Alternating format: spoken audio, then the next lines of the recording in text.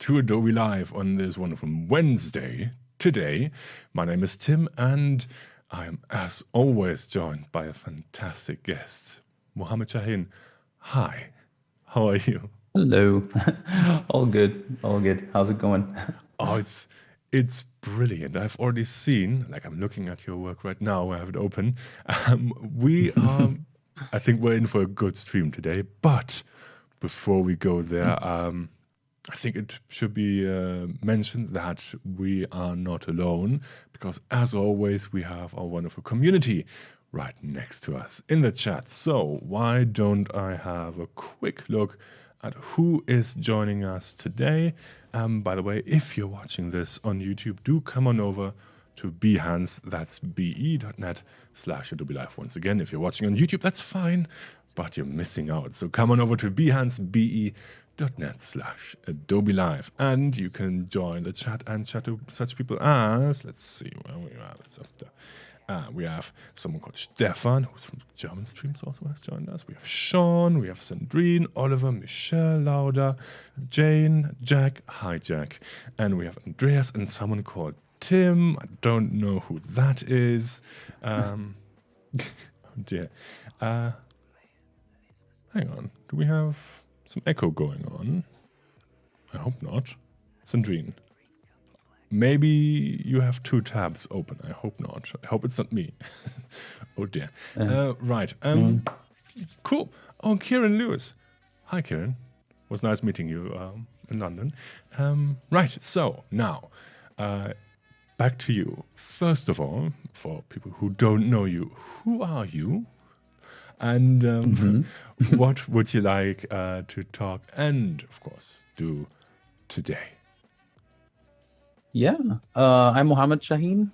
I'm a designer originally from Egypt, but now I'm staying in Berlin. Yeah. I do a lot of motion stuff, as you were about to see, but also a lot of 3D stuff, a lot of some branding, I would say. But yeah, in my free time, I do all the personal fun projects that I post, usually on Behance, on Instagram, and stuff like that. So yeah. Amazing. All right. I'm really looking forward to this. And just check the chat. No echo. Okay. Because, I mean, I would hate to have some echo on it. That would be very unprofessional. Oh, yeah. Right. Sorry about that. Cool. Then, would you like us to have a quick look at some of your projects first, or would you like to jump straight into into Photoshop? Really up to you. I'd say let's start. Just jump into Photoshop because Alright. I wanted to talk about preparing the files for animations and like generating ideas and stuff. And then if we have time in the end, maybe after we finish looking at three shots or so, maybe we can jump on to Behance and just like look at random stuff and then maybe discuss, see if Yeah. if there are questions in the chat, maybe. Definitely. Yep. That sounds like a good plan. All right. Then we are looking at your Photoshop right now. So what have you prepared for us? So one of the shots that I've done and posted in the last months or so was this Halloween shot with this 3D icons. And I thought it would be fun talking about the animation process of it because sometimes you do a project and it looks so nice and it's perfect and everything, and then you're like, okay, maybe I can animate it. So you didn't actually build it to be animated, so you have to jump through a few hoops. But yeah, I just wanted to take this still image and then we can basically see how we can animate it and like doodle a few things on Photoshop, and then we can jump into the final thing and see how everything looks. Yeah. So let's get started.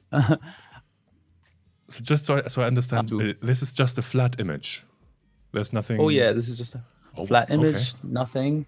But that's how I usually start. I just create this still render, and it looks so nice and stuff. Yeah. And then I just say, hey, maybe it will look good animated. Maybe it's gonna get more exposure and stuff. And then I start animating it, and that's like the step that we're in right now, where we have to generate ideas on how to animate things. Some things are pretty straightforward, but some things are not. Oh yeah, like if we like take each item on its own, it's gonna be pretty simple. I'm gonna take it like yeah, one by one. But of course, I don't work like that. If I'm like really honest, I have to say I just pick the easiest stuff first. But yeah, let's go Oh, with the who would ever do that? That's preposterous. yeah, of course. But yeah, let's take this object for example. We have like this yeah, we have the eye shape here. And of course, it's pretty simple because you can see it in this, I don't know, pink goo, and you're like, okay, this can be animated just floating a little bit up and down, which is fine. But then you'd say, hey, maybe I should animate it in some cool way, give it this Halloweeny look. So maybe I can rotate it a little bit to, yeah, give it that submerged feeling and like this scary feeling kind of. Yeah. But unfortunately, again, like I said, sometimes you build things that's not supposed to be animated. So basically this eye is just a sphere and it's like this thing. And then there's this pink shape, like the back of the eye, but there's nothing behind. So that's why when I rotate it, I'm just like, I would rotate it just that way, not like 3D wise, because otherwise you just see like a flat pink thing, and it's not like an actual eye. It was like, I don't know, the tail or like the whatever that thing is called. Yeah, that's why it's you have to work with is what you got. So yeah, basically I would animate it rotating that way, and that's it. But you can add small details that would look interesting, like for example, this thing in the back. You can have the pupils like go smaller or like bigger, maybe following the animation of the other eye. Maybe looking at other stuff as well. So you can kind of play with it. It's not just like a straightforward thing where you just know everything. Sometimes you like animate it and like, maybe I can do this, maybe I can do that. It's a trial and error kind of thing, basically. But yeah, like this is one of the like super straightforward icons kind of that we have in this piece. But of course, we can move to a more fun one, which is this one, the cauldron here. And of course, in the still image, it looks nice. You have like the bubbles, you have like the popping effects with the 3D models here, and it works. But of course, if you want to animate it, you have to think about it from like that 3D perspective. You want to see it happening, like the bubbles just flying in this path kind of, and then they pop. So of course you can have like the bubbles, and then they have that pop shape kind of. And like the way I would animate this, of course you can animate it by hand, like taking each bubble and just keyframe it. If anyone like animates stuff on After Effects and stuff, as there's like keyframe each position and it works, but we don't do that. Like again, like most animators I know or motion designers I know go for like the simplest stuff. Or like the easier for them. And one way to do it here is just create a particle system that just emits bubbles like so. And then yeah, it works. You can see like the bubbles just flowing like that and like popping. But of course, for the popping, yeah, just put this popping model in the place of each bubble, and then it works. And then you have this cool cauldron thing going on. So yeah, that's like also for that item. That's actually one of the my favorite items for this piece. But yeah, like the other ones, like something like the candy corn here, modeling wise or like art wise, this is the simplest thing. So like once I added it to the icons, I was like, okay, that's good, one item done. But when it came to animation, I was like, oh, how do you make this scary? How do you animate just like a candy corn kind of thing? So yeah, funny enough, you can just add a few facial features to it, like eyes and stuff. Yeah, it's easy. But also, again, I have to point this out in the stream. I'm a little bit lazy when it comes to animating things. If I want to add like a mouth to the whole thing, it would take time to actually model it and like carve out and like also put a tongue and stuff. So the easiest thing is just, yeah, break the candy corn kind of. And I mean, it kind of reminds me of those old Tom and Jerry episodes, you know, with the dog and like the really sharp teeth. And when I see it, I'm like, you know what? Of course, like I can make the eye appear and also like break the shape. But yeah, I like the way I would do it. I would just add like a bite in the air kind of, and then like an effect like so it would show like, hey, it's biting, it's dangerous, sharp teeth and stuff. Now, this is getting so I like it. Yeah. And also, by the way, you've gotten already some great comments from the chat. Jane says, great how to make stuff when you didn't start it with that in mind. And Kieran says, the stream got dark really quick. Loving that eye explanation. And he's also excited to see a design process, working with you and Tim in the background. Yes. So there's all sorts of excitement. And also a question. Sandrine asks, what would be the... Oh, no, it's scrolling up. What would be the app to animate then? So in which app would you animate this image? Yeah, usually I animate in After Effects and Blender, but since it's like, this is like 3D kind of thing, I do it in Blender. But of course, if I'm going to talk about a little bit into like mixing between softwares in the next few pieces. But yeah, that's how I do it, Blender and After Effects. Very good. All right. But yeah, like candy corn. Yeah, of course. If there's any questions, please feel free to stop me. They're literally talking about candy corn. Do they taste like corn? It's just the shape. Okay. Yeah, but yeah, like speaking of the candy corn thing, that was the last item I animated because I was like, oh no, I don't want to do this. It doesn't look as good as the other stuff. But yeah, like that's how I animated the whole thing. And then of course, have you ever had candy corn? Have you ever tried it? No. Oh, I'm embarrassed to say that. You're not missing anything. It's interesting. Okay, good. Right. Okay. Moving on. Cool. Yeah, we have of course the classic coffin, and of course when you see it, you're like, okay, this is gonna be easy. Just open it and close it. It's gonna be fine. But I mean, you have to have some interesting thing going on. I thought about doing some kind of dust thing going on, like you have like particles, but it's not as interesting as I want it to be. So I thought like the next thing is when you see like a coffin, like vampires, so bats. And yeah, for a bat, it's just, I don't know, just a simple shape, like eyes and maybe teeth, and then the big ears. You don't even have to add the body. And then yeah, just some of the like the wings. And then you can just actually animate it like flapping away. Like once you open the coffin, it pops out, and then yeah, just goes away somehow. But of course, not just one bat. Like you need like, I don't know, a couple of them. And one of the things that everyone who animated things before is animating organic stuff or character animation is so hard. Just because if something feels off, people are gonna point it out.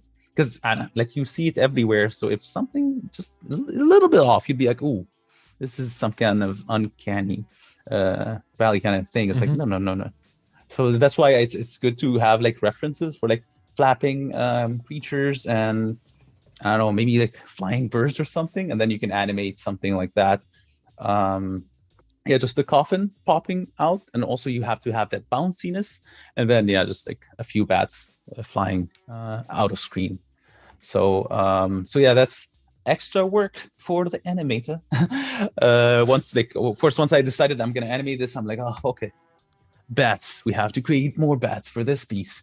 But I mean, it's fun animating them, and then once you see like the final result, you're like, oh, good.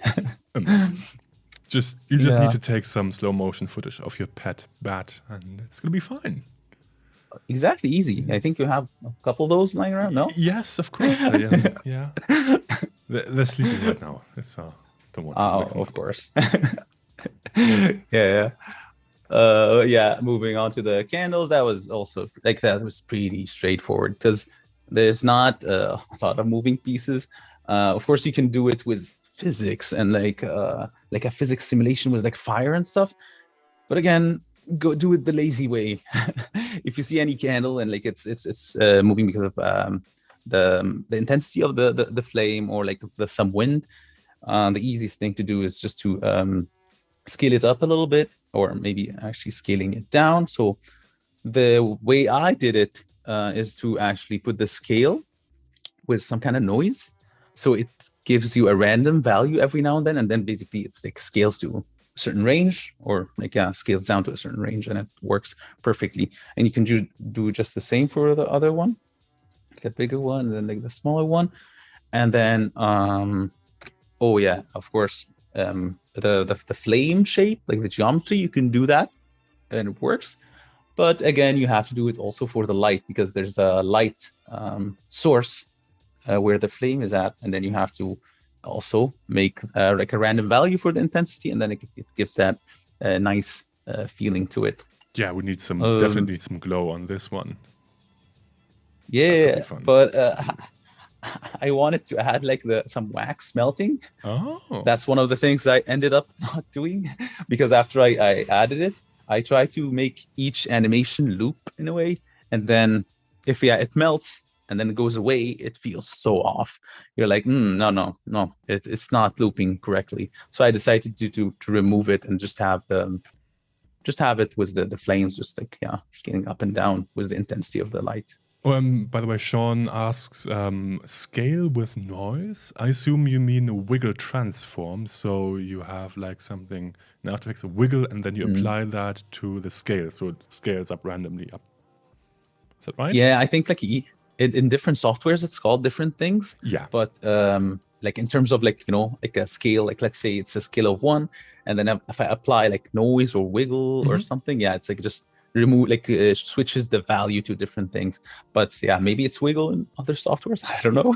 Yeah, in After Effects, you would probably use like a wiggle to probably bring something back and forth.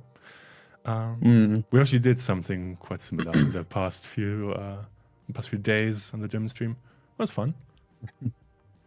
Cool. Yeah. Right. Okay. What do we have here? I hope it's red tea, right? It's yeah, it's tea. Let's call it tea. Like it's a potion. Of course. Of course, like I wanted like to like the nice way to animate this is like I don't know, like stir it around a little bit and move it. But since it's it's like it's just really simple objects, I thought, hey, let's just rotate it. And then to be honest, when you rotate it, you have the liquid inside, and maybe you can just have let me do that. So yeah, once you have that liquid inside, maybe you can rotate it a little bit as it wiggles, because you're moving the bottle a little bit. And I thought that would be a nice thing to do. And then of course, as it settles down, you have it like wiggle the other side as well. So something like this, and then it wiggles the other side, the liquid inside. So it's quite nice doing it, because it's just a few rotations for like the bottle itself, and then the liquid inside, and then it works because they share the same pivot point or origin point. So yeah, this was the first item I animated, to be completely honest. Like it's just easy. I'm like, keyframe, done. So yeah, so that was the potion. I like how it looks like one of those boards where you just like doodle things and like there's a plan and stuff. Yeah, they also commented about that in the chat. Like, I like how you're just drawing on that to visualize it. Yeah, I guess that's the best way to do it. Just draw it out. Yeah, exactly. Oh, the pumpkin. The problem with the pumpkin is when I was doing the icons, I wanted a pumpkin, and I knew I did it a few weeks before. I was like, you know what? I'll just copy the pumpkin from this other project. It's fine. It's not going to be a problem. And then future me needs to animate this, and now it's a problem. But yeah, basically, once I needed to animate it, I was like, oh no, because like you need something, like you need an action to do. And when I thought about this, I thought, hey, maybe the pumpkin is just checking out like the what's around, like just like looking left and right. But of course, again, organic stuff, you need to animate them in a certain way. So all the tentacles or like the vines, you need actually to rig it. So you actually put bones and rig it like a puppet so you can animate it. So I had to rig all of them like that. And yeah, I'm just doing it like I did it in the software.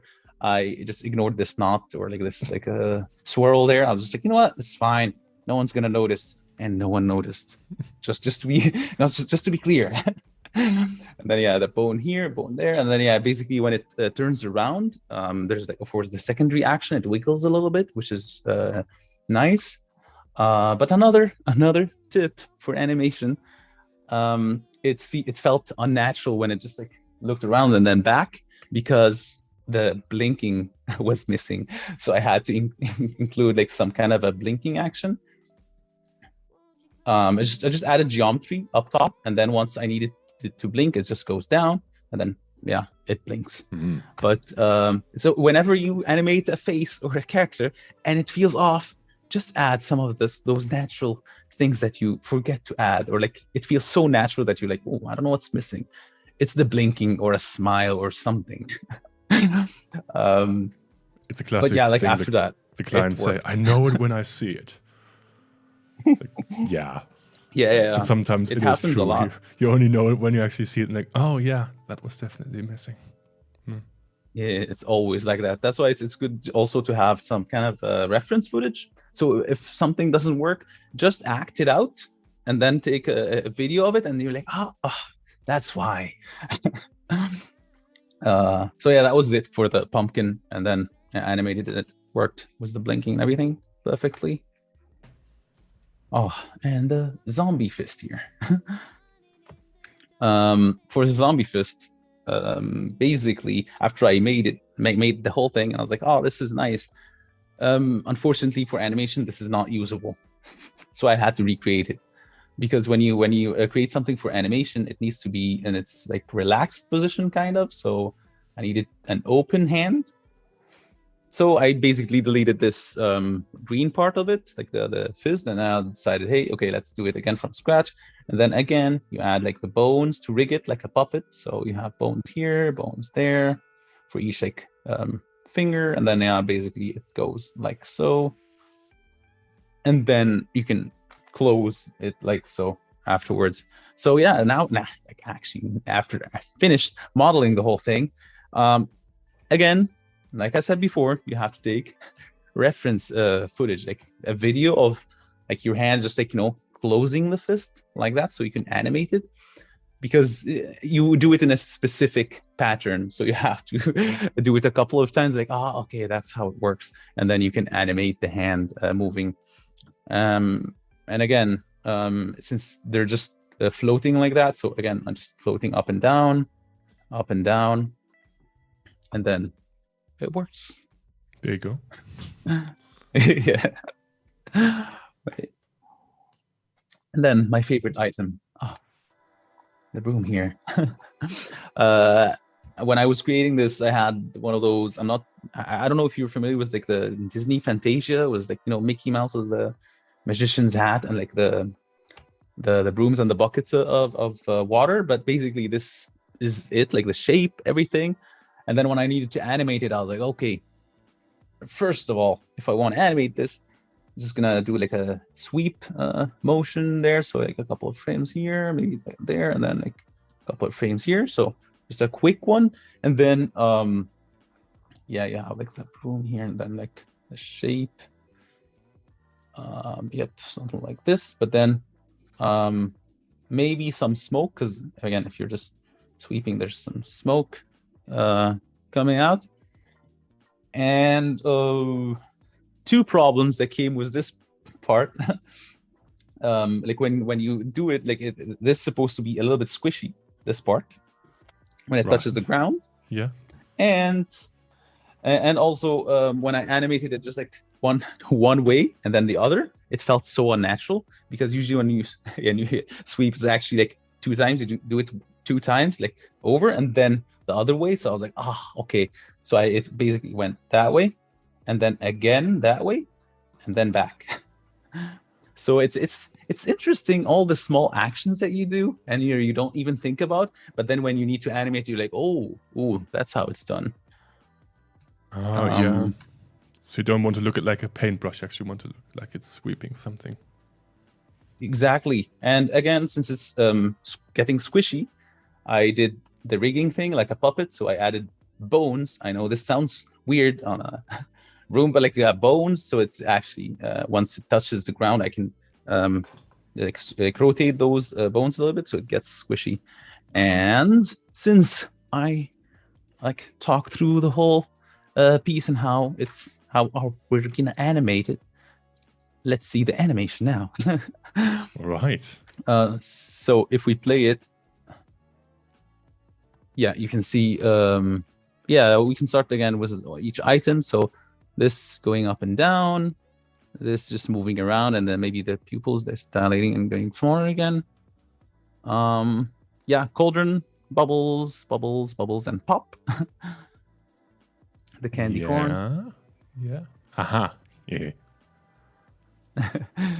Oh, and the coffin. If you noticed, after I animated the whole thing, it looked weird that it was looking that way, and then the bats just go over it and then out of the screen. So I was like, you know what? Okay, let's just rotate it the other way. Now it works. Okay, yes. Also, it works together with the light, I would say. That keeps it in the shadows.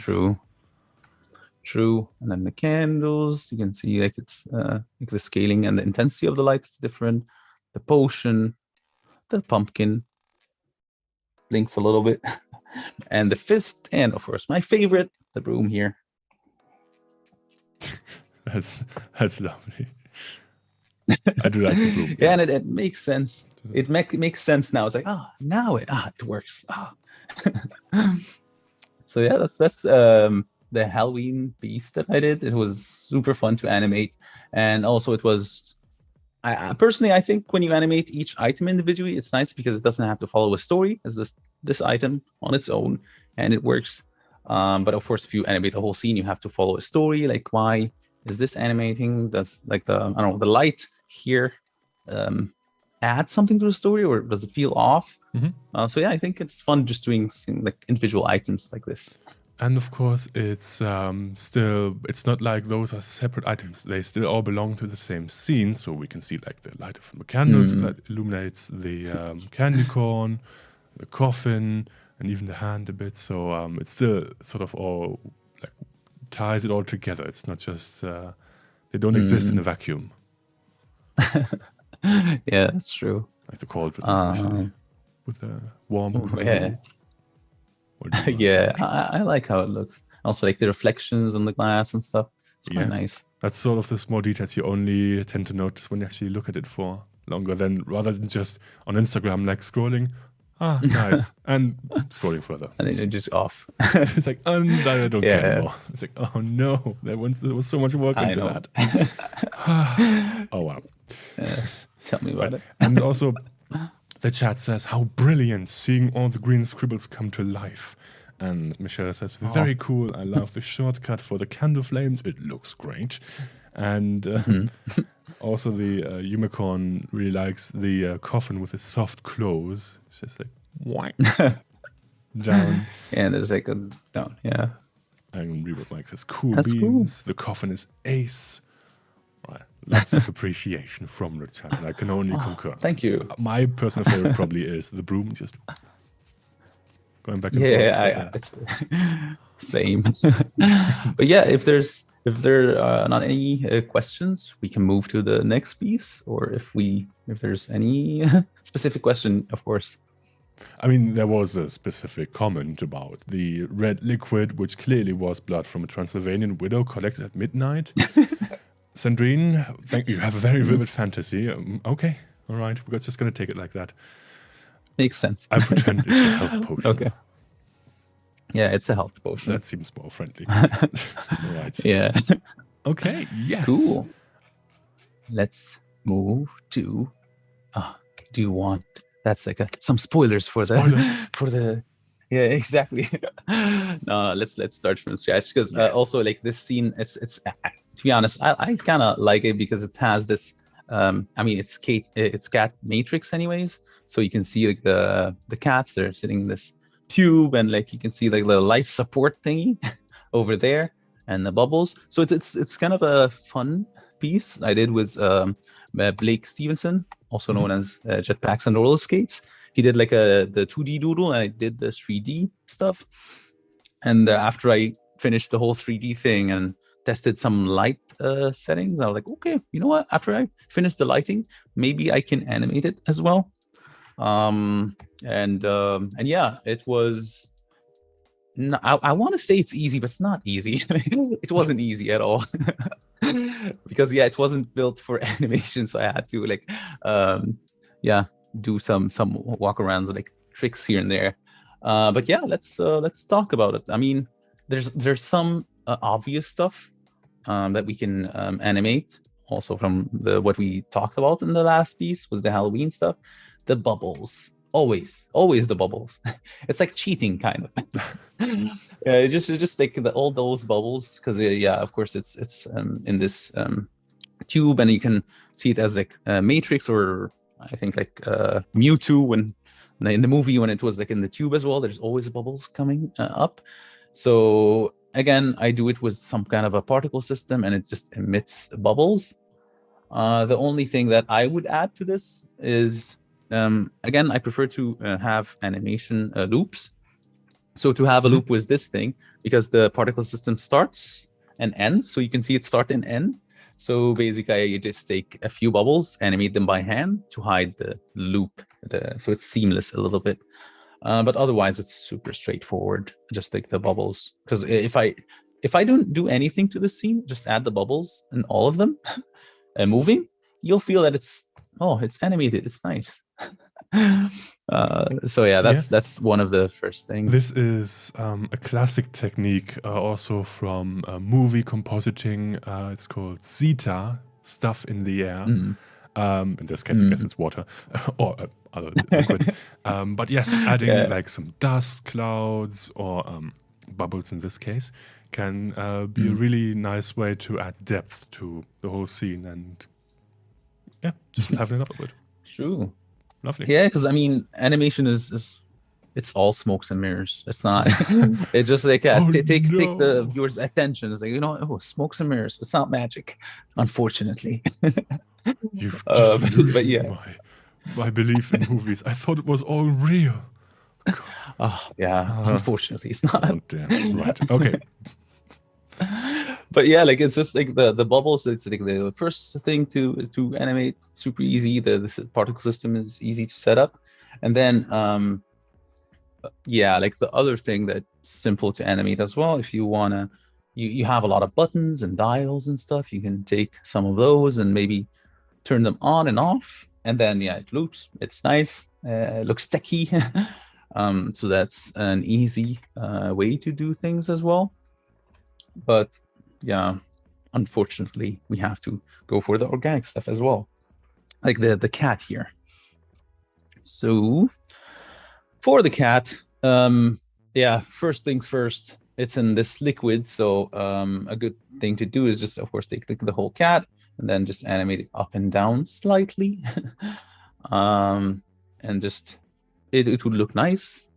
But with this, like, there comes two other things that you need to do. First, the secondary action, because of course, like when there's some action, there has to be like a secondary one. So it's like if you were animating, I don't know, like this hand, and then it's like it moves that way, you have to have also the fingers moving the other way. So in this case, with the cat, we have the tail. So for the tail, I had to, yes, I'd say separated, because I didn't rig the whole cat. I just again rig this tail, and then when it moves up and down, it actually moves slightly up and down here, but in a more flexible way. So it gives you that, hey, this organic feel. It's nice, it's moving, and it makes sense, because otherwise you feel that it's some kind of rock moving up and down like an elevator. And then after doing the tail, of course, the other thing would be this life support system, because if this animates, you need to animate this as well, and then you don't want this whole thing to move as a whole. You want it to animate like, I don't know, maybe I would say a snake or something. Yeah. I mean, to me, this screams inverse kinematics. Like, how can you make sure one side is fixed and the other one is attached to the cat? It's like, oh dear. True. Inverse kinematics, that would be a good way to do it, because it's also, I can rig the whole thing with like with again bones and stuff, and then it can just animate based on the the cat's location. But I cannot stress this enough. The lazy way out of this. What is it? Actually, this whole thing is just a spline, like a Bezier curve. Yeah. And then you can have all of the handles. You can see them. It's like so, like so. Yes, like a Python Illustrator, Maybe. only in 3D. Yeah, exactly. It's like Illustrator, but in 3D, and you can see like all the handles and stuff. And like if I wanted to do it the easy way, I just take some of the handles, like this one, maybe this one, maybe that one, and just parent it to the cat. So they follow the cat kind of, and then you can see it just like following the cat, but then the base is still the same in its own position, and it works. So yeah, that's actually one fun way to do it. Instead of rigging everything and having to rig it all in other places. But yeah, just so fake that's exactly, fake it again, smokes and mirrors. I think they also, by the way, they spotted the Game Boy console character next to the cat. Yeah, I do like how like this image, you can, the more you look at it, the more you see like all the details with there's always more stuff in the lower left corner. I try, like, of course, like this piece, it was a collab piece, but also sometimes in my own piece I try to put some Easter eggs here and there. Because I mean, it's fun. Like one time I had this desk and I just added the Andy signature, like the one in under Woody's boot, because it's fun. It's like, you know what, it's like a childhood spot, so maybe a Andy signature or like the Luxo ball or something. So it's fun adding your own Easter eggs kind of, and you can see like the Game Boy thing, the controller here, and it's all taped really in a messy way. But yeah, it's pretty fun. What else? Oh yeah, the last thing I wanted to animate for this was, of course, since this is some kind of a life support system, you have this thing. Of course, one way to animate it is to do, oh, I don't like the red. Is to do like this, I don't know, like flat lining kind of thing with hospitals. But yeah, I thought like a more fun way to do it would be having, again, this random shapes, and like basically it moves from one random shape to another in a random way. So yeah, it's just give you that steampunky look kind of, was like all this small screens. So that's it for this one, and also that one. You can follow the same thing. You have the circular thing, so it can be like any other shape, and it just moves between them. And then after you I animated everything, I was like, okay, this is good. Let's just copy this whole cat with the particle system, with everything, and just put it here and put it here. And then it's done, because yeah, it's just all of them are copies of one another. It just shift a few keyframes here and there, so it's not all the same rhythm. Maybe it's just like, yeah, one moves and then the other follow. And yeah, this is it. Let's see the animation. Oh, excited. Ooh. Oh yeah, it's pretty nice. I like how the bubbles look and everything. And also, yeah, I tweaked the colors because it felt that it's the same cat everywhere. So I was like, you know what, green, orange, and pink. Yeah, definitely. And I also like the addition of some blinking lights at the top. Yeah. Always good to have those. Yeah, no, I also wanted to animate the lights coming from a window or something, but then I thought like it's gonna add to the whole animations. It has to be like 10 seconds to animate like a day and night cycle. So I was like, you know what? No, this is enough. Might be too busy otherwise. Do all of your animations loop?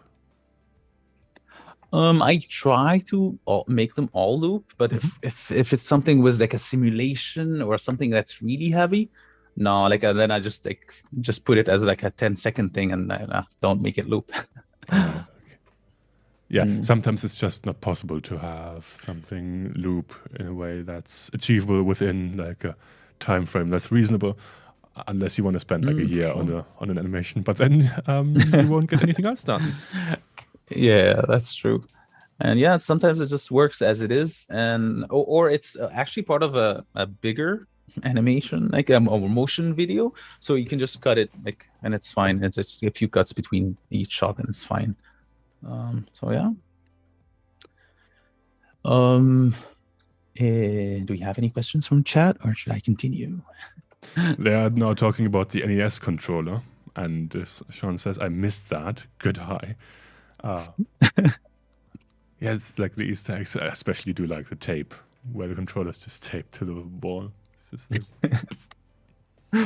yeah, it's a fun project. I really enjoy those fun personal projects because, again, the sky's the limit. I don't have to deal with client feedback or, I don't know, something that would ruin it, or like, I don't know, limit my my decisions creatively. So that's why I prefer like doing those quick shots in my free time. It's quite nice seeing also the final results. You just feel so happy after seeing everything. So yeah. But I do have a question. Do you have like an overall look that goes through all of your artwork, such as like some common colors? Or I have noticed like the sort of cartoon lower-ish poly style you have going. Is there like a certain look you are aiming to create? No, I just try to make it as like stylized, cartoony as possible. But of course, with some projects, you have to change it to something more photorealistic, or a certain, I don't know, brand with certain guidelines for the colors. So it's fine if I have to do it. But like personally, just the super cartoony, chunky look. And I've been told that my comfort zone palette is that blue and orange palette. Classic. I don't know if that's a good or a bad thing, but really it's just like, it's easier just to make it just some cold and dark colors, and gives this balanced look. So yeah. Definitely. And Unicorn is wondering about the time frame of a project like this. Do you, first of all, what I'm interested in, do you set yourself a fixed amount of time, or does it just take however long it takes? And how long-ish did you work on this one? I know it's always tricky to answer, but so do you set yourself a time frame, and how long sort of did this artwork take from start to finish? Yeah, I try to set, like, just do it in like one sitting. I don't want to spend like 3 days on one piece. So sometimes I spend like 4 hours, I don't know, like from modeling to animation, and then the last, I don't know, like maybe an extra hour just rendering everything. And then after I'm waiting for the render. It's like, oh, it looks off, or I missed this, and I have to re-render again. So yeah, I'd say 4 hours for modeling and animation, and then 1 hour just fixing animation errors and rendering. And it's nice just having, you know, those like just one sitting, and you finish it and then you move on, kind of. I would have never guessed that you actually do this in one sitting. I was like, oh, this probably takes a while. This is very complex. No, because it's I mean, of course you can do it in 2-3 days, of course. Yeah. But it's just I think, like, for me at least, my brain gets bored. Like, it's just come on, we need to finish this. We need to move on to the next big thing. I don't want it to stop me from, you know, learning from the next project, because with each project there's like something I learn extra. Of course, there's like the usual thing, like I said, like particle system, rigging. It's the same with some stuff, but some stuff it's like there's a challenge with the lighting, or a challenge with hiding things or masking things. So it's there's always a lesson in each project. So that's why it's nice moving on to the newer projects, just to get the next lesson. Right. Definitely. You learn and you grow with your projects, and sometimes you do have to go out of your comfort zone, otherwise you will never learn. Yeah. Right. Okay. Yeah. And there was a question, by the way, from the chat. Sean asked why we are in Photoshop. Well, of course, so we can draw and annotate on this in the images. Otherwise, it would be quite difficult.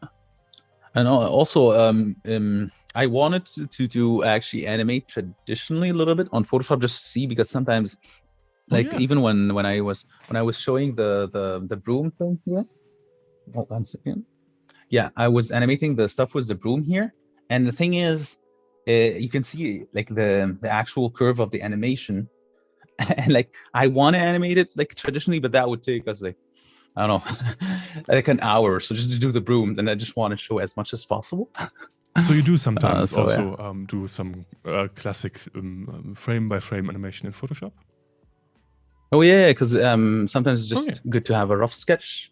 Just, hey, this rough sketch, the rough animation, a few frames, it works, okay, or it doesn't work. Let's do something else. So yeah. Oh, okay. Got it. All right, so let's. Oh, well, hello. Yeah, that's who's also. that? It's a Plague Pizza delivery guy. Of course, should have noticed that. I mean, the it title makes sense, right? Like it's obvious, but okay.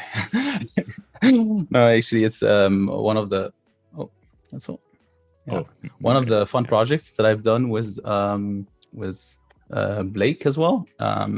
It was like the beginning of the year. We wanted to do something fun, and then I think I saw one of those stop motion feel animation movies that we have a lot of now. And then I thought, hey, maybe this would be cool to animate in like low frame rate, like 15 frames per second or so. And yeah, like I thought, hey, this is a cool piece. Also, you can kind of see there's a story. I mean, Plague Pizza delivery guy, it's not that easy of a story, but you can see like he's sitting on like some stairs and on a sidewalk there. It's like it's night. You can see some of those smelly lines. And yeah, there's some stuff going on. I mean, not much like in terms of objects, but you can see the story here. And that's one thing that I want to animate. So after I created the whole piece, and I was like, okay, this is cool. Let's animate the pretty obvious stuff. Again, smelly lines. That's like, even if like it doesn't, because even if I'm following a certain story, like this is going to be animated anyway. So this is like the go-to here. One other thing we could do is you can see the goop here from the from the trash can. One way to yeah, I know, but one way to loop it is to have it like maybe elongated a little bit, and then actually like go back again. So just like up and down. Oh yeah, of course. You have the hovering cap. So up and down, hovering, that's easy. One other thing about the looping, because I do the animation of each item, and then let's say it takes 30 frames to loop or 60 frames to loop, then I have to animate the whole thing based on that 60 frame range, because, or not like 60, maybe like 120, just the increments kind of to make it loop. I know it's like pretty obvious, but it's just I have to mention it. Yeah. All the things you have to consider when thinking about loops. You have to think about how long exactly a loop is, how long it can fit, and that's probably also when you have to think about frame numbers and such. It's like, oh, that's why. Especially if you're doing like again 15 frames per second animation. I wanted this stop motion feel. Then you have to put it in mind and then see if one item is too fast, then it has to be like double. Like the amount of time. It's like, yeah, it's just it's a lot of balls to juggle, kind of. And the chat is already asking about, will the cat be animated so the eyes are blinking? Yes. I wanted to like of course add the blinking, but also maybe move the pupils like where the action is somehow. So yeah, the cat, it has to be animated. Come on, you guys. It's a cat. It's the internet. Yeah, exactly. It's the internet. Come on.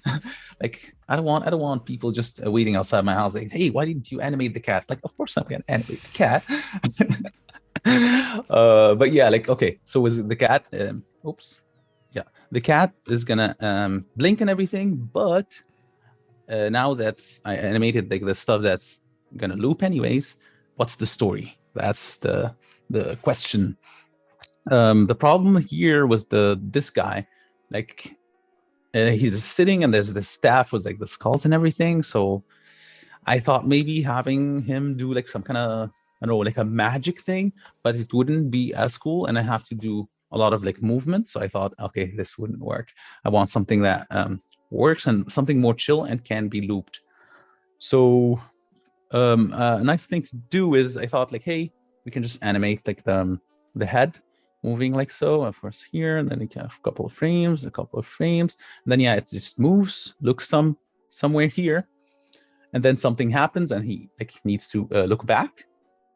And then yeah, if I animated the head going that way, as always, there's a second reaction, and you can see the hoodie. So the hoodie is like some kind of cloth, so maybe it's gonna move back and forth. So like we said before, now I have to rig it. So again, bones, bones, bones, bones. And then yeah, maybe add one to the neck and then the body. So yeah, now we have this. It like the head moves that way and then moves back. So to tell the good story, like what happens here to make it look back to this side. So I thought maybe moving the skulls, because we have the skulls and it's like they look like something that would make noise. And yeah, since it's like it has this Halloween-y feel as well, I thought maybe having some magic going on. So magic. And then they move. That's the official sound. Magic. Yeah. And then I thought, hey, they move and then they go back, and then basically just like looks back like, oh, what happened? And then it loops. So I thought this would be a good animation to do. Again, if something feels off, you have to make the character blink. I think this is like my universal rule for a character animation, at least the ones I do. Always there's something off, and it's usually the blinking. I need to add like some of the normal facial expression. So yeah, I added blinking, it works. And the last problem I had to tackle is if you just move the head, it feels unnatural as well. Because I don't know, if you're like looking that way and you have to look the other like side, sometimes you just move your shoulder, or actually like your arm as well, just to rest on something. So I thought, okay, if I need to move something, then it has to be this arm, because this one is already like with the stuff. So again, I continued rigging the whole thing, bones. And then yeah, I thought if he is gonna look there, so it's gonna rest his arm here, look, and then back. And then what else? I think this is it. Yeah. All right. This is it. Yeah, pizza boxes usually don't move that much. Yeah, no, I haven't seen them in action for a while.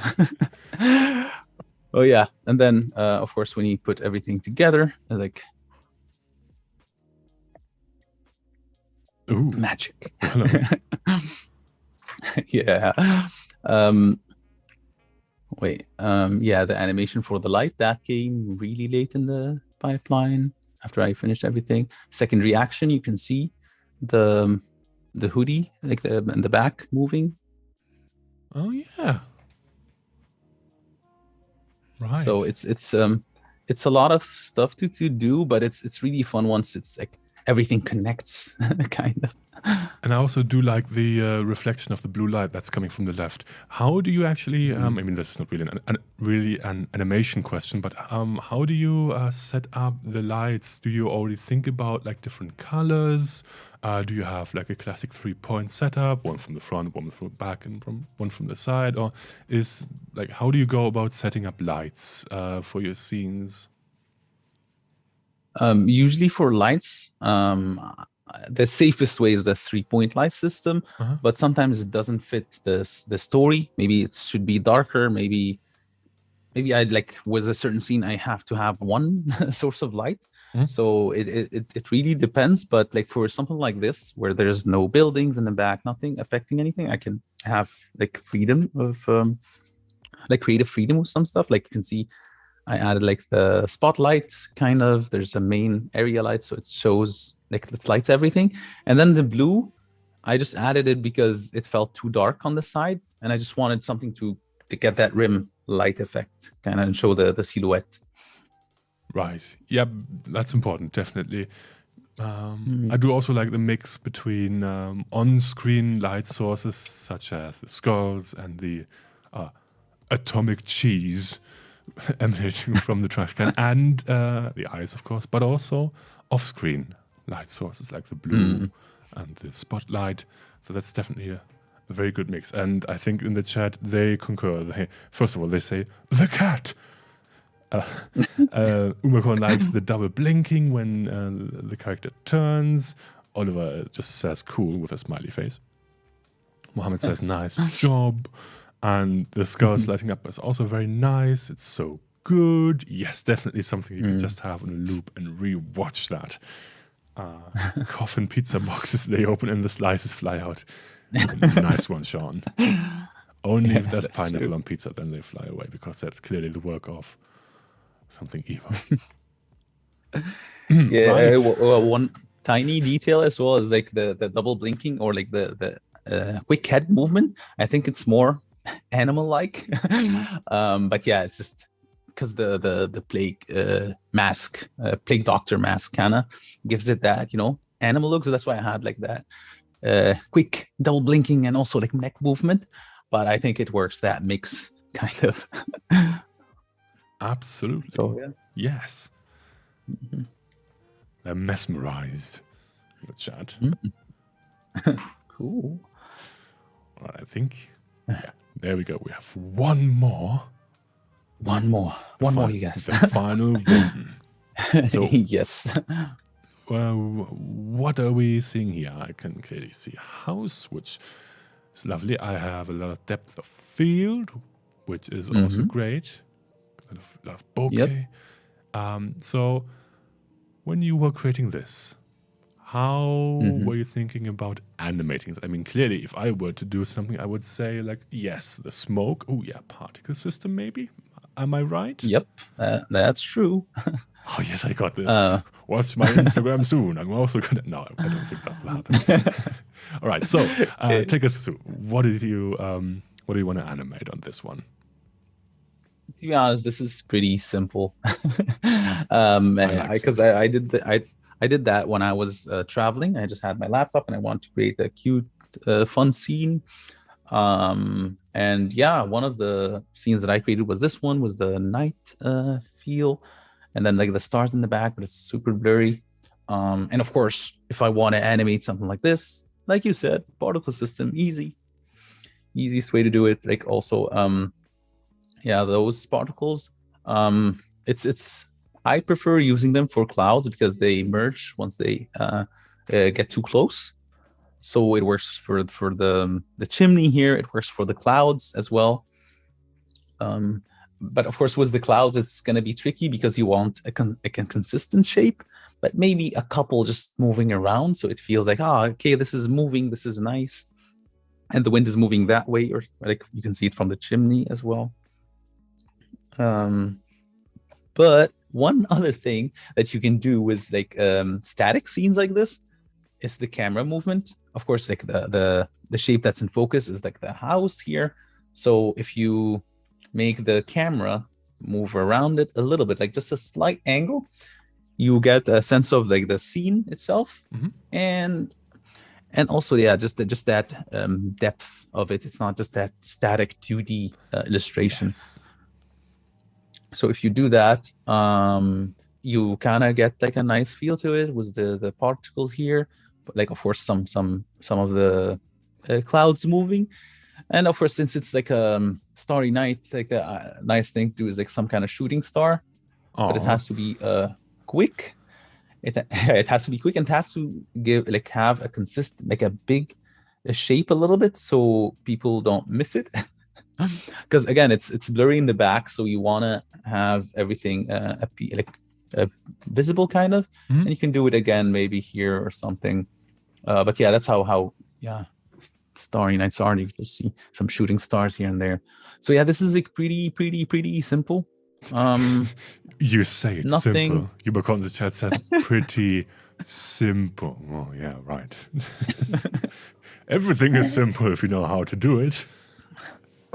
true, true.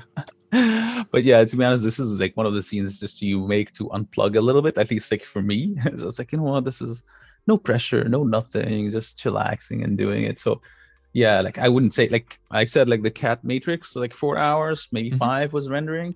This is, I don't know, maybe 2 hours or something. Because again, it's not that complicated. And then once you, of course, check out the animation, again, camera movement, Oh the wow, okay. particles there. Suddenly the Yeah. stars like are much closer in the scene. Something you didn't even notice with the 2D. Oh yeah. Again, like also one of the things, if you're doing this and like as a still, it's like it's fine. But Huh? then once you're like animating it, like, oh, like the stars need to be like an, because it looks also like a one of those wooden, like I don't know, Yeah. toys or something. So maybe just put a few stars in the back, a few stars in the front, so it can get that parallax effect. Yeah, So it's it's just funny. It's like just yeah, definitely. It adds more like a diorama feel to this whole thing. Like someone placed yeah. those stars, and they're not actually like, even though they're clearly star shaped, they're not real stars, if you know what I mean. I actually Yeah. have a couple of questions about this. First of all, we've Yeah. now mostly talked about visuals. Have you ever done, or have you ever considered sound design or music that could go along with animation? Have you ever done that, or were you ever wondering if that could be maybe a part of the animation? I think that will be the next thing to add to the Mm. animation. I only done it twice or so for like one of those because I do like sometimes fan art, and it was for a few video games, and it was nice adding the sound effects of retro video games for like a few pieces. But like definitely it would make the animations like feel even better, especially with stuff like the like I don't know, like the skulls moving here. Yes, I was Like if about you to say have that. sound out, Like just going, you could probably go through all of the animations, like the bubbles, like boom, boom, boom, boom, boom, and some machine workings in the background. The panning could have some wind noise, so and my mind is already buzzing with ideas, and also like yeah, this is yeah okay.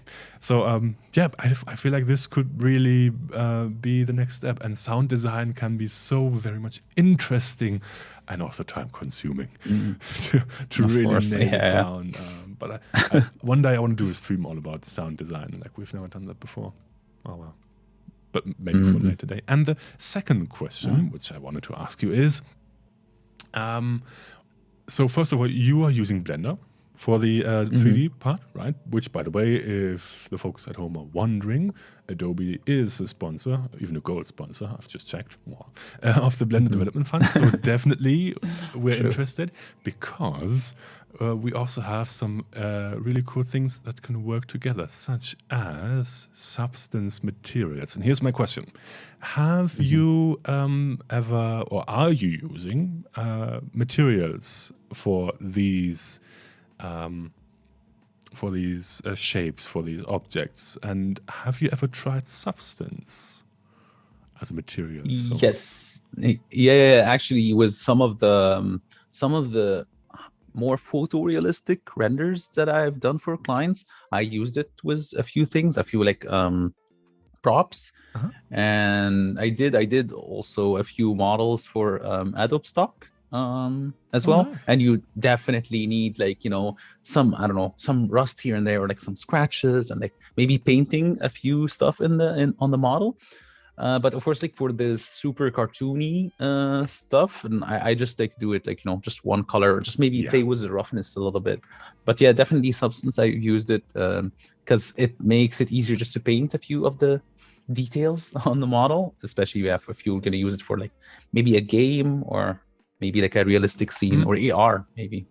Yeah. So, I would say with like the hoodie, that's should be just a basic shader with some glossiness, perhaps, maybe some subsurface scattering, who knows.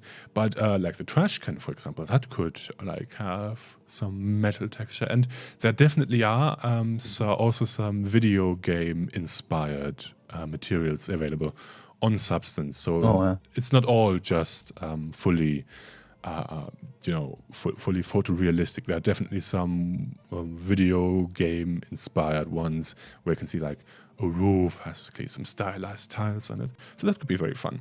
And Sandrine is saying the mixing deck is itching under Tim's fingers. Right? That's true. Yes. The sound design, that's something I'm really interested in. Yeah.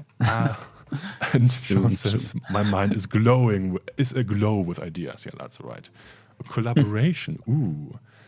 Unicorn, I would love to do collaboration, but truth be told, I haven't had the chance to play around with sound design too much. So before I dare to collaborate with anybody, I would rather make sure I actually do know how to do that properly. But maybe for a later date, who knows? That would be fun. Yeah. All right. It could be a snow globe, by the way, but the other, the fourth or fifth. 1, 2, 3, fourth animation. That could be a snow globe. Interesting idea, Sandrine. We're all made of stars. Thank you for that. Love the panning.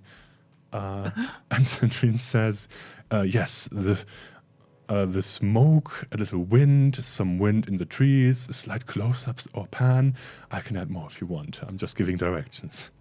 That's what we love. Just being the hovering art director. It's like, oh yes, can you add this? All right. Always open for feedback. Now, very, very technical question, but I'm just curious. When rendering, which engine do you use? Cycles? Eevee?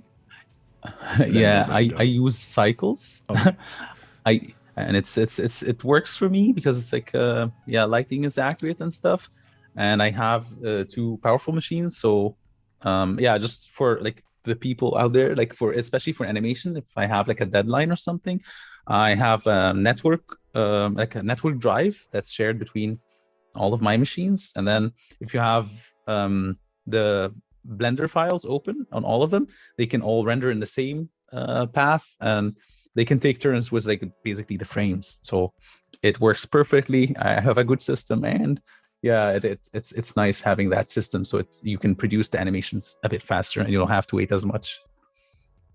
Yeah, that's like the worst part, waiting for the things to render also in other apps like After Effects. Like, oh no, I just want it to be faster. So like, what are sort of like the specs you have for your computer? I'm just interested because like for people who want to start out and they may be wondering, is my laptop good enough to do 3D work? Do you have some basic recommendations for like systems? Doesn't have to be like super specific, but just overall, maybe. No. The thing is, because I started with I think in 2014, 15, and I had like the worst laptop ever. So you can start with anything right now, really. Also because now you have denoising if you don't want to render like with a lot of samples, and it would take a lot of time. So you can denoise the image. You can also use one of those, because the AI is the big topic right now. So you can scale up the images that you render in low resolution and scale it up. But like if you're really considering like doing this professionally, I'd suggest something like, I think like the minimum is like 2060 or 16 GTX 1650 or something. So like a GPU, like a basic GPU, and like the processor would take it. Because like if you need to make like really heavy simulations, then I would say, oh no, you need like a really powerful machine. But like for renders like those ones, not that much really. Right. And for those who are wondering, 2060, it's an NVIDIA GPU for Windows machines. Oh yeah, or equivalent, of course. Yeah. Right. All right. Okay. We have some time left. So if you like, we can have a look at some of your Behance, because you are doing this. These aren't the only pieces of work you've done in the past. We can see a lot on your Behance, which, by the way, if you're wondering, is linked in the info tab above the chat. So if you're watching this on Behance, which I hope you are, and otherwise join us over on be.net/Adobe Live. So if you're watching this on Behance, you can just have a look up here somewhere, right there, and there should be an info tab, and you can definitely have a look at the Behance page right here. And you do have quite a lot of projects in there, and a lot of them are featured. Yeah. Amazing. Yeah. What I was wondering, maybe we can have a look at one of them, because what I'm interested in is also how you present your projects. Because, I mean, posting just one image on social media, it's great, but sometimes you want to see a bit more. So how, maybe we can have a look at one of them. Doesn't matter which one it is. Like, pick your favorite one. Although, if you have a favorite one, For I don't sure. know. Maybe we can have a Yeah, look. it's hard. I know. No, but yeah, like if we want to like check out like a good show, like presentation of the pipeline, Yeah, something like this. Of course, I mean, it's one of the projects that I just showed, but like it just shows some details about the process, so it's really nice.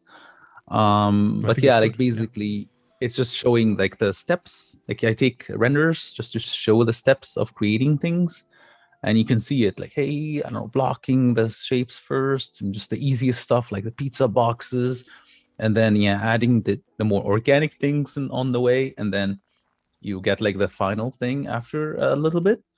But it's not just that, because I mean that's usually what I do with all of the projects, but with more detailed ones I'm like, hey, okay, this is the modeling part, looks nice, you can see the steps. But of course, if you move on to it, like to the other steps, it's like, hey, of course, the lighting, how did I light this piece? It's like, okay, I make it all dark and then I add a light, it's not enough, I increase the intensity, add a second light, and then you can see the steps. And then sometimes I write a few notes here and there so you can maybe get a feel on how I work things out. Yeah, even just writing a couple of lines, I feel like that's so undervalued, because when people are looking at your work, sometimes you don't even know how much work went into everything. And just seeing like the steps, it also allows us to follow your ideas, just like you did today with the animation part. So yes, if you're presenting your work also with clients, maybe, can be really a good idea just to have different stages, and also looks like different variations. Yeah, because I'm an indecisive person, so I just create like tons of color combinations. I'm like, okay, hey, and then sometimes I do that as well, like on any social media platform. I just take a bunch of them. I'm like, okay, I like those four. Can anyone tell me which one do you prefer and why? Vote. And then I get the decision. Yeah, it's always easier. Like, and sometimes it's not like I don't even have a reason. Like everyone's just like, you know what, they like, I don't know, this one or something, and it's like, okay, everyone like this one, then okay, then we go with that one. So it happens sometimes. I do like the top right one. Looks like an egg with a yolk in the center. No, just kidding. Yeah, that's true. No, I actually do like the center one, the yellow one. It's like day and night compared to the one we have seen in Photoshop. And true. Actually, I do like that we are having a look at the project we have had earlier, because now we can see sort of all the steps and the process. Yeah. Ooh, materials. Oh yeah, that's one of the things. I mean, I wanted to have like the hoodie shiny because I wanted to look like a diorama and like a toy, and you can touch it. Yeah. But of course, I had like to mix it with some fingerprints, so it looks smudgy.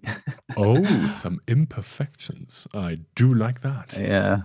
So I just like took that black and white photo with fingerprints and just added it to the roughness of the material, and you can see it like there. And it's just nice showing that stuff, because I mean the render is a little bit dim, so, and it's supposed to be at night, so maybe it's not super noticeable, so just showing the breakdown is quite nice.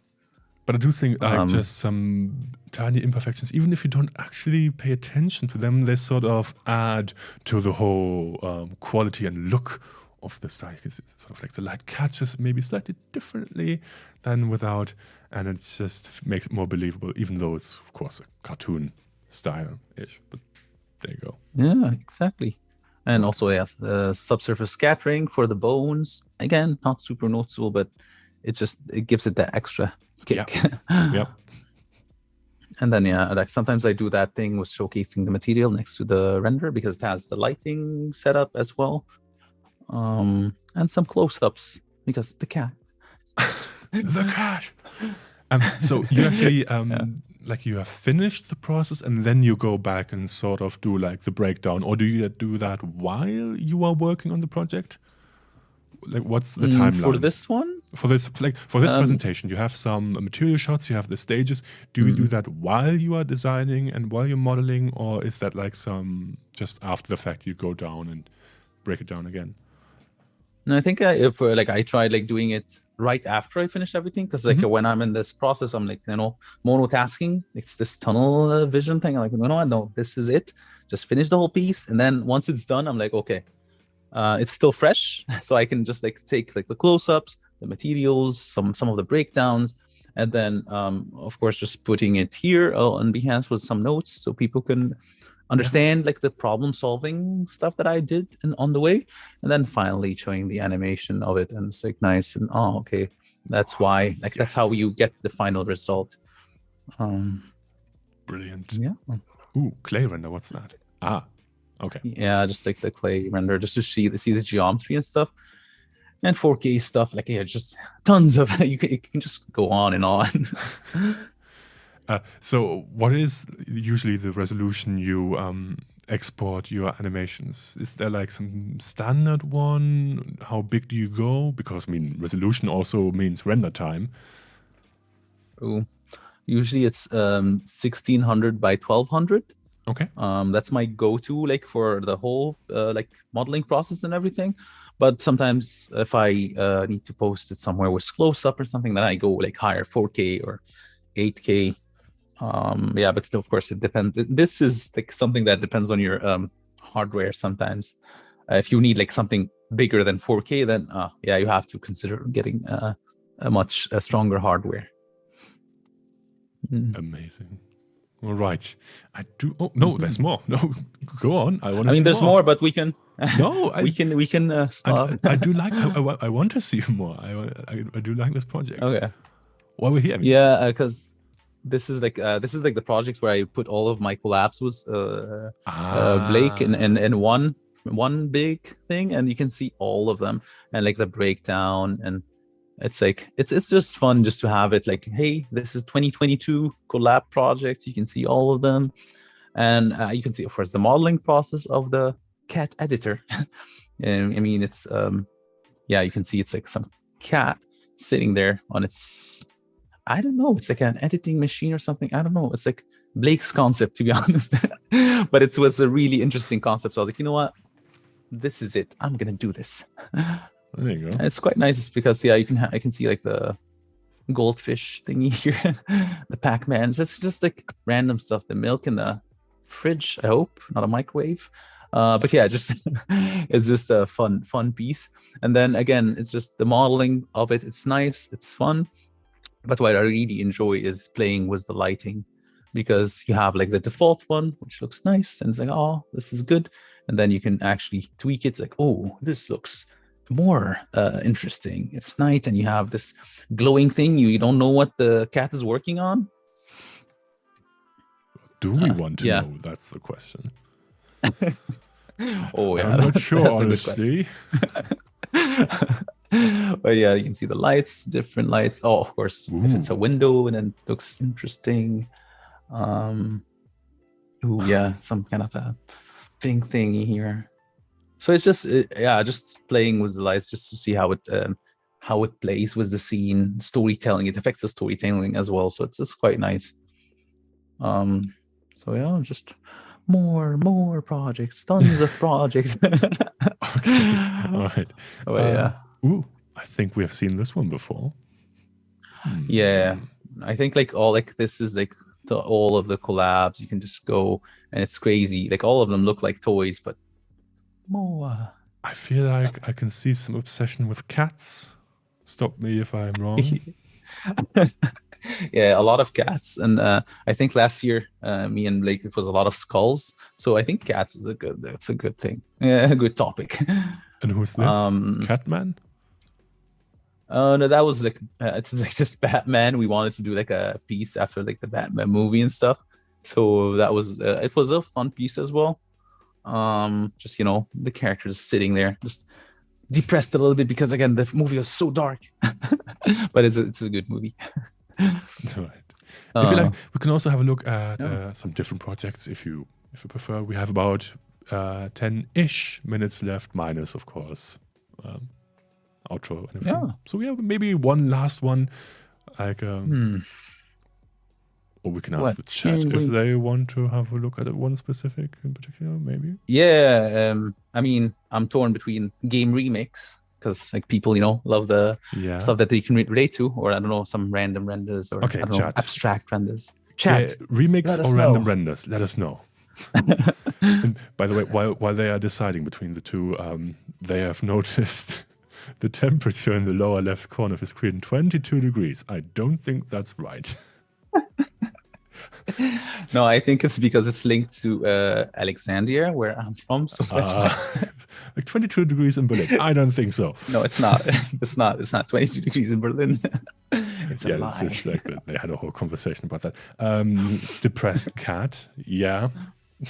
Well, personally, I am most interested in the random renders project. So maybe we can have a look at that one. Random, yeah. Oh, of course. Chat agrees. Yeah, like it's every render that I've done which has no specific topic, so I don't know where to put them in a big project. So I was like, you know what, this is it. There you go. And have them all. Yeah, exactly, all of them in one go. And I just wanted to render my setup. So is this where you're streaming right now? Like that's yes. Ooh. But there's I added a display tablet underneath the monitor. Maybe I should update this one as well. Yeah, I haven't updated it, but yeah, it's basically this setup. I have like the mic, I have the VR sensors, and there's one in the back as well. The work MacBook, the ukulele, of course. Very it's important. essential, you guys. And of course, you got to stay healthy, so a kettlebell somewhere. Not sure where my ukulele is, but I'm sure it's somewhere. But yeah, it's just nice modeling something like this, because it's like you can see it, like you can compare it to the stuff that, like the picture that you have as a reference. And usually I like doing those setup renders, because it's just nice seeing the whole thing as it is, and maybe make it more chunky, maybe improve it over the years. And like about rooms, since we're talking about rooms, one of my favorite piece, since it's the latest one. Wait, more. Yep, this is like the latest piece I worked on. This because it's winter, and it's like I have free time now, so I can read some books. So I created my own reading corner kind of render, and I think I like it. It's cozy. So cozy. I was just about to say that. I mean, with the lights on the windowsill and the trees and on the outside. I mean, who wouldn't want to sit there and read, or maybe watch an Adobe live stream? I don't know. And so this was, and as I said, Luxoball, as I said, like you have to put a few Easter eggs here and there, just for fun. So was this modeled after any room in particular, or just like what you came up with? No, just I thought like a cozy scene, and I thought, oh, this is nice. And then also like the empty wall, I was like, you know what, a classic grandma house has a lot of frames and like super tiny of everyone. So I thought something like this, and then I just again the tilting of the camera just to make it interesting. And then it's just nice. It just gives the cozy vibe, and you can see the winter vibes outside. The trees disappear behind the window. That's amazing. Again, magic. It's all the models in the back is only visible through refraction, and since we have like a glass window, it's only visible through that. And I got a lot of questions about that, actually. Everyone's like, oh, what's vampire trees? And I'm like, no, it's just they're only visible through glass. Oh, that's clever. I like it. And then also, Joe is saying hi, jumping in to say hi. Lighting in this scene looks great. And we even have some hot choc with some heat lines, some steam. Yeah. Who wouldn't want to sit there? Yeah, it's pretty fun. What I would like to know is, are like the chair and the stool, are they pre-made models? Did you make them or? Yeah, I made them, and then just like yeah, with some stuff Ooh. I just sculpted some imprints, like if you're sitting there, and it's Mhm. like it's all models. The only thing that's generated is some of the textures, because I was trying this plugin with AI. I just wanted to it's an open source model. I was like, okay, let's try to do I don't know, a carpet, or I don't know, a pillow, and just abstract patterns. So yeah, it works, I think, with the scene, I guess. Impressive. Wow. Mm. Right. Okay. Let's see. Yes. Any questions? Looks like a scene from the conversation. I think that's an earlier one we talked about. You're living in the dream world, Neo. Oh dear. Real. Oh yeah, they were still talking about the cat music. Okay, I see. Oh, of course. The cat. The cat. Right. I think though that this is a good ending for him because we are almost at time. Oh, And perfect. I would just, first of all, let's go to the big camera. There we are. I would first of all like to say thank you very much for joining us and giving us a glimpse into the world of 3D and animation and what it takes to think about and prepare for animation, because that's something you rarely think about.